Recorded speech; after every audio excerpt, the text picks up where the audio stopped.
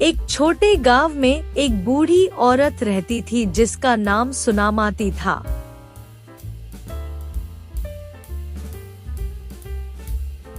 लोगों के बीच में उसे चुड़ैल कहकर डरावना माना जाता था।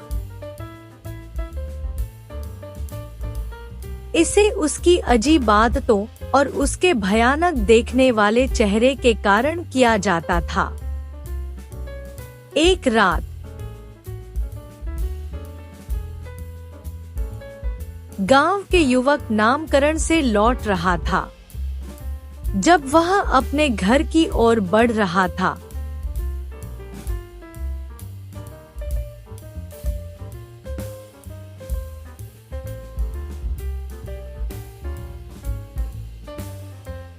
तो उसने सुनामाती की खिड़की से आवाज सुनी।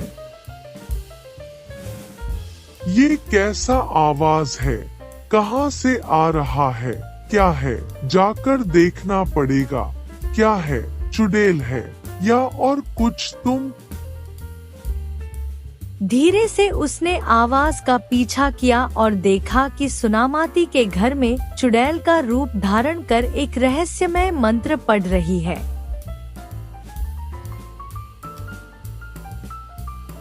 नामकरण को आश्चर्य हुआ, लेकिन वह उसके खोज को बारीकी से संवीक्षित करने के लिए वापस आया। वह देखा कि सुनामाती वास्तव में एक चुड़ैल नहीं, बल्कि एक शांत और अकेली औरत है जो एक विशेष चमत्कारिक किताब को पढ़ रही है। नामकरण ने उसके घर में घुसकर उससे बात की और उसके साथ दोस्ती की। कौन हो? ये सब क्या कर रहे थे? तुम्हारा असली पहचान क्या है? मुझको बता सकती हो क्या? सुनामाती ने उसे बताया कि एक समय में एक चुड़ैल थी, लेकिन उसके दिल में इंसानियत की भावना थी। जब उसके पास एक चांदी की किताब मिली, तो उसने अपनी चुड़ैल की शक्तियों का उपयोग करके अच्छाई की ओर अपना पथ चुना। नामकरण ने सुनामाती की कहानी को सुनकर उसे समझा कि दिखावा और असलियता के बीच अक्सर अंतर होता है।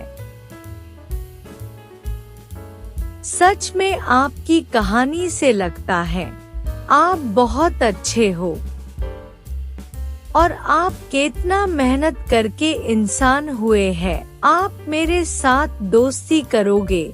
हाँ, मैं करूँगी। आज से आपकी मैं मदद करूँगी और सब गांव वाले को बोलेंगे कि आप कितनी अच्छी हो। वह और सुनामाती मिलकर अपने गांव में चुड़ैल के खिलाफ जो भ्रम था, उसे दूर करने में सफल हुए।